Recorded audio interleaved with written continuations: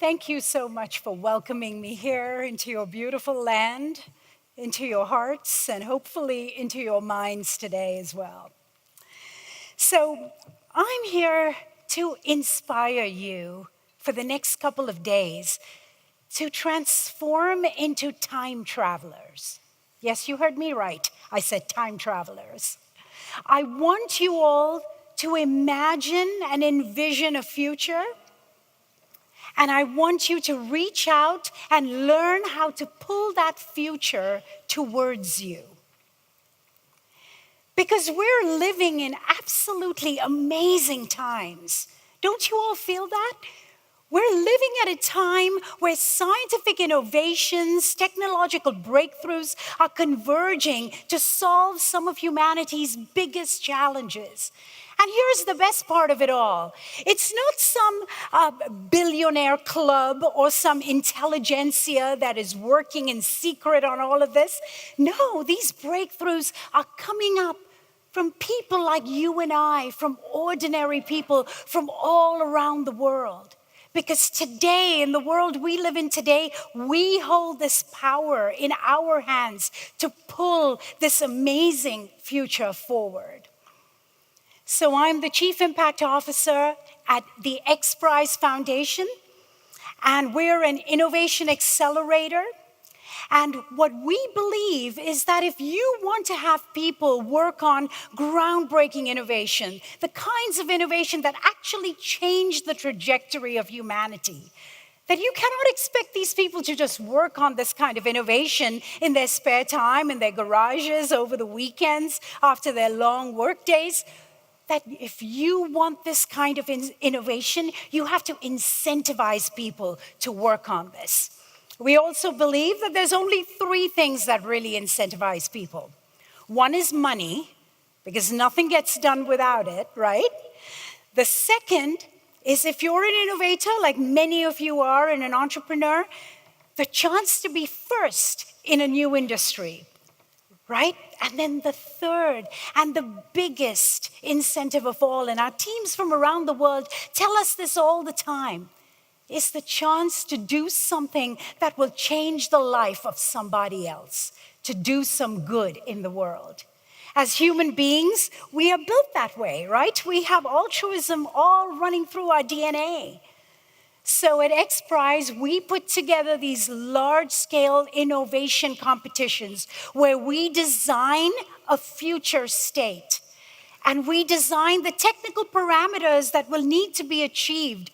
And then innovators from around the world, from many countries, including New Zealand, innovate to come up with groundbreaking ideas. As futurists, we work in the future of food, the future of space travel. Many of you might know us from our first XPRIZE, the Ansari XPRIZE, that opened up commercial spaceflight. We work in almost all sectors, from the future of medicine, the future of water, and of course, my favorite, the future of well-being for our planet. So again, as we talk today about the pull of the future, we need to pull this future towards us. The truth is, most of us don't do this every day. What we really do is we allow ourselves to be pushed towards the future. And what's pushing us towards the future? Multiple trends like some of the ones you see on the screen up here. And if you come to my little 45-minute workshop, I'm going to show you about 30 new trends beyond these that are pushing us, whether we like it or not. They're carrying us towards the future of happenstance design or somebody else's design. I want you all to think about changing that. Right? The future isn't at a place that you just imagine and it's beautiful and it's idealistic. We have to create it. And the only way to pull that future is if you create it collectively. And that's what these next 2 days is going to be about. That's what your action items are going to be about when you leave this conference. That's what my true hope is, that I can inspire you and all the other speakers can inspire you to do today. So here are some of the trends, right? We know that the population is exploding and we're going to be at almost 10 billion people by 2050.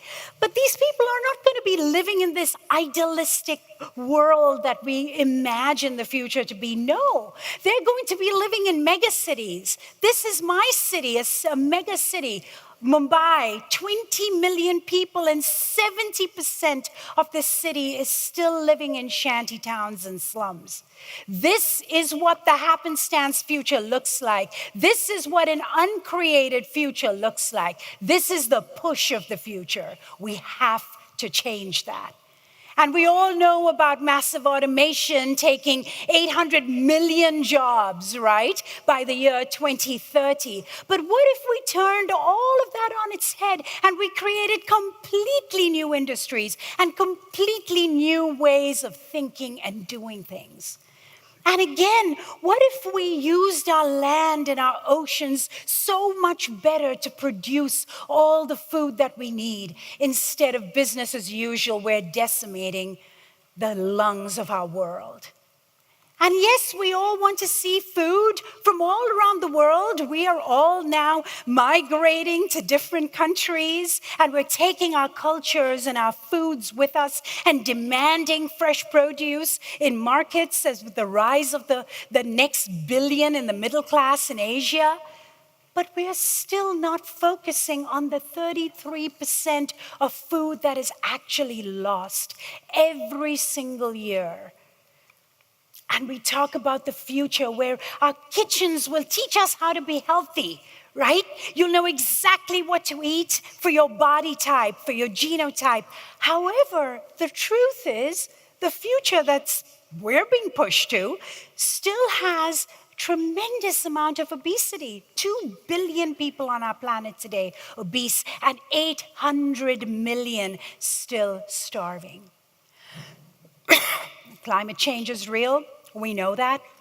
It's affecting the way we eat, the way we grow, the way we transport food. It's going to be the biggest conversation we will all be having within the next 5 to 10 years. And yet, living in a developed country, I live in the US, you live in New Zealand, each one of us still consumes, this is terrifying, close to 1 ton of food every single year. So the big, big question remains, and that's your challenge today. How are we going to nourish, not just feed, but how are we going to nourish 9.6 billion people by the year 2050 and keep our lands and our oceans in balance at the same time? Well, the good part is that the answer is actually in your hands. You have the answer and you can actually take action. But what it's going to take is it's going to take a lot of moonshots. You all understand what a moonshot is, right? A big, audacious vision, a big, audacious action that is actually achievable. It's going to have us all pool our collective resources, our intelligence together, and take a multitude of moonshots. But moonshots aren't it.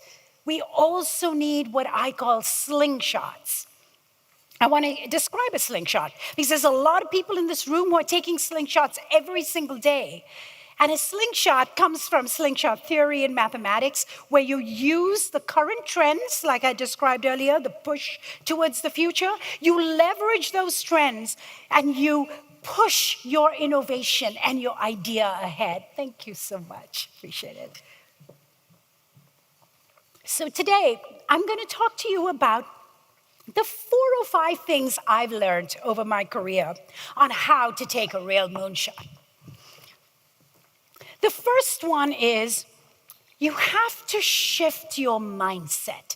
This one, frankly, is the most difficult because not only do you have to shift your mindset, you have to shift the mindset of the people working with you and your consumers, your customers as well, right? So I want you to think about this. As a human race and as biological beings, we had our last upgrade 50,000 years ago. That's when our last tiny little evolutionary event occurred. We are the same beings that we were 50,000 years old, presenting with the same flaws, with the same fears every single day. However, we don't live in a world that is that slow or old anymore. Absolutely not.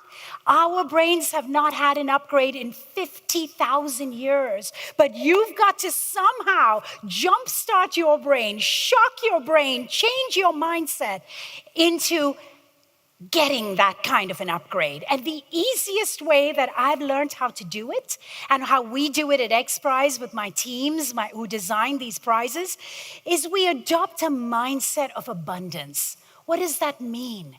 We as human beings are programmed with a mindset of scarcity. We always think, hey, it's not going to be enough money, and people aren't going to buy this, and oh, nobody's going to do that, right? We're naysayers, that little voice inside our head, right? That's constantly saying, nope, can't be done. And the world around you will also tell you that every day, nope, can't be done. But you have to turn that voice around. You have to adopt a mindset of abundance. I'll give you an example. So, what I've been hearing a lot in New Zealand is about how the future for agriculture, that you all want to be the premier growers to feed the top 40 million people on this planet with very, very high quality and value of food. Well, that's not a moonshot. It might seem like one right now, but it's really not, guys. What about feeding 4 billion people, the next 4 billion people on our planet, with very, very high quality and high value food? And doing it in a way that doesn't create more devastation or more of a footprint on your land and your waters and your ocean. Well, that kind of sounds pie in the sky. I can hear all your little voices in your head all the way up here saying, yes, sure, it's nice to say from stage, but it can't really be done. Yes, it can, but it won't be easy. And here's the second thing that I've learned. When you want to take a real moonshot, you have to harness the power of exponential technologies. And these technologies are converging at this amazing pace right now. And we're seeing this all across the food value chain. And there's so many people in the audience today, and people you're going to hear from over the next 2 days, who are leveraging some of these technologies to really make a difference. But it's the convergence of these technologies that has this incredible power. And I'm not going to go into details here because you're going to see this and hear from speakers who are working on production in completely different ways, harnessing the power of exponentials, working at distribution in completely different ways, and also consumption. So all around the food value chain, you're seeing these technologies converge. It is using the convergence of these technologies that is going to allow you to feed 4 billion people across the planet with very, very high quality New Zealand foods and earn an extremely good living while you're doing it. This is the power of the future, but you have to pull that future towards you, because where it's going now, I think we already know, right? So it's time for a moonshot.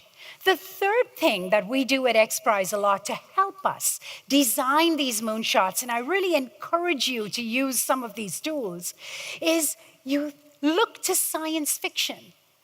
We call it transforming science fiction into science reality at XPRIZE. And we have a lot of our prizes and a lot of our innovation design is actually inspired by science fiction.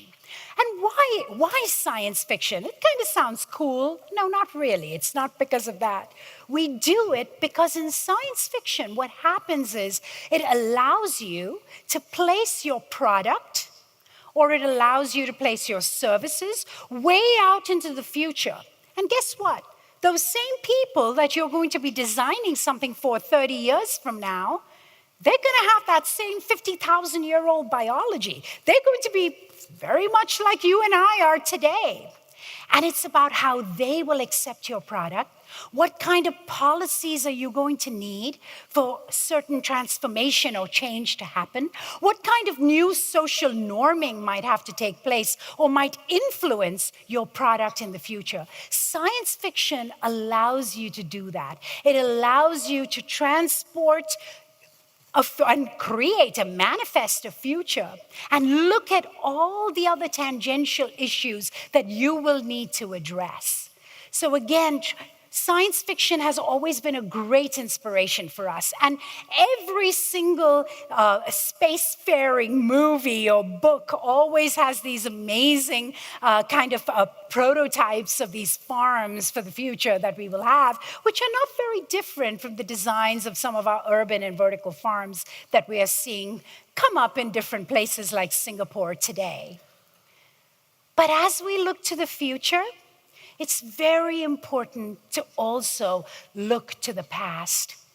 A lot of us come from very ancient traditions, and food is a real big part of our culture.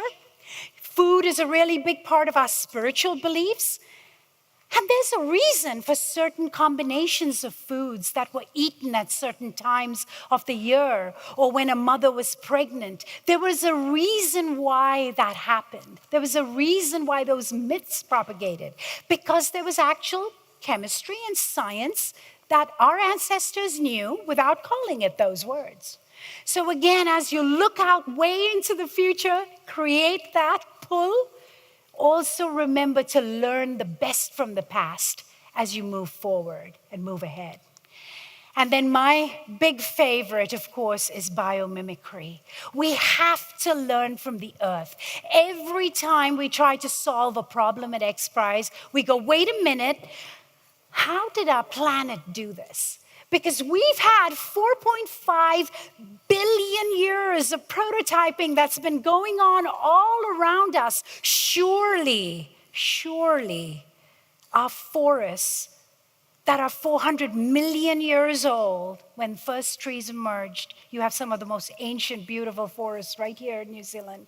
Surely, our planet has solved something like Cowrie dieback disease before. Surely there's a lesson, there's an analogy here that we can learn from and we can adopt and change and pull a new future towards us instead of allowing this tsunami of this push with trends to push us towards a future we really don't want.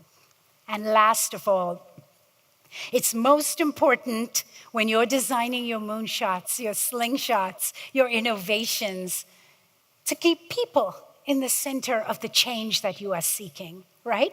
Because it is us, again, with all of our flaws, all of our stupidity, all of our closed-mindedness, we're going to present with all of those things, as well as with all of our human capacity for compassion and joy and love, a lot like what you all have seen pouring out of this city over the last few weeks.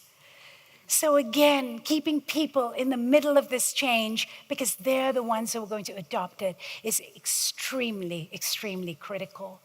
Because this is the future. We are going here. I don't know how many of you believe that. I do. In our lifetime, I wish I get to go, but I probably won't. I'll be too old. But we're going to Mars. We're going to start exploring the bodies of our near solar system. But shouldn't we first learn how to take care of our Earth better? And because you all know this, right? That nobody is coming to give you the answers. There's nobody flying in, nobody time traveling from an ancient civilization, nobody coming to save our Earth, to save our day, to save our industries, to save our jobs. No, it's just you, right? And so that's that old adage, if not you, then who? And if not now, then when? So I encourage you all to think about what is your moonshot and go out with great courage and take it. Thank you very, very much for having me here today.